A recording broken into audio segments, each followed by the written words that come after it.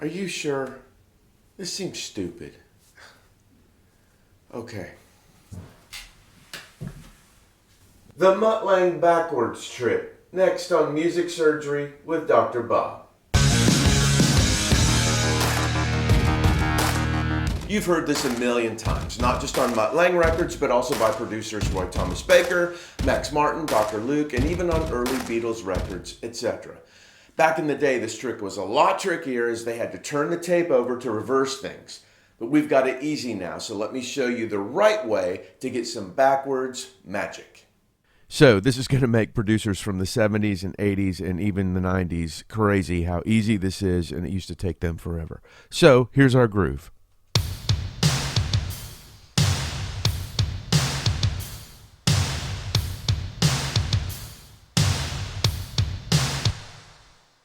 So the first thing I've done is I've taken this snare and these claps and I've separated them out and I've just brought them down here.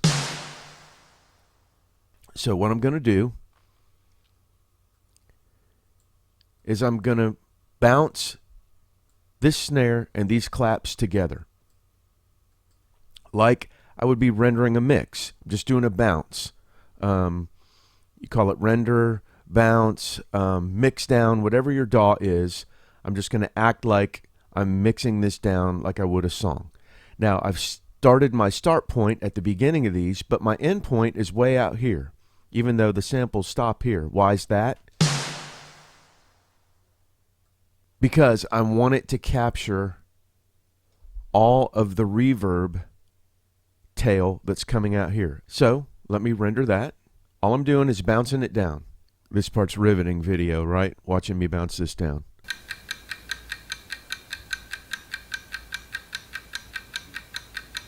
So here it is. Now, let me do the same thing to the kick.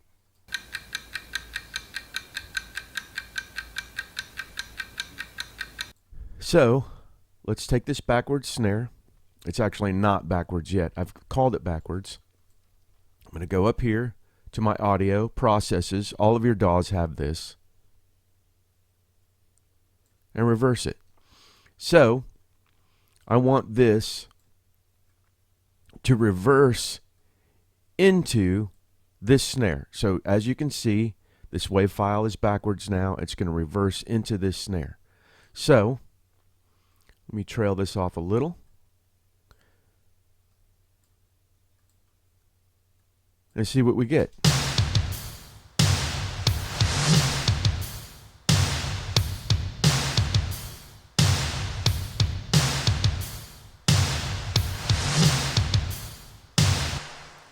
So I put these in every other time. Let's see how it sounds.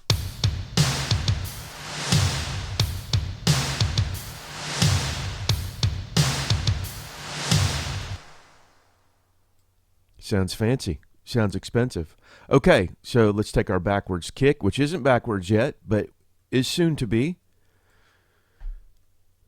Go up here to audio, processes, reverse. Let's save some of this off. Let's take a little bit of the transient, the backwards transient off so we don't get so much of it. And let's try this. Now, I might even put a little more reverb on the kick. Let's see what happens.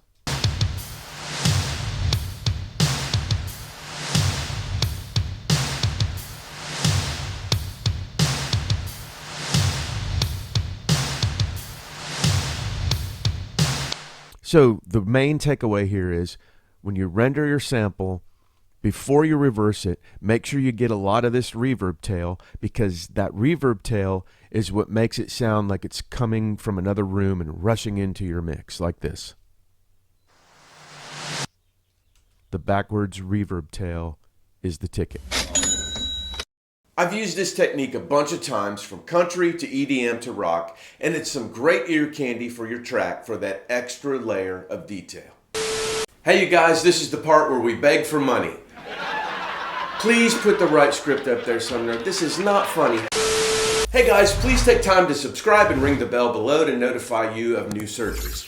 Also, take a look around in my store for some great cheap and free stuff.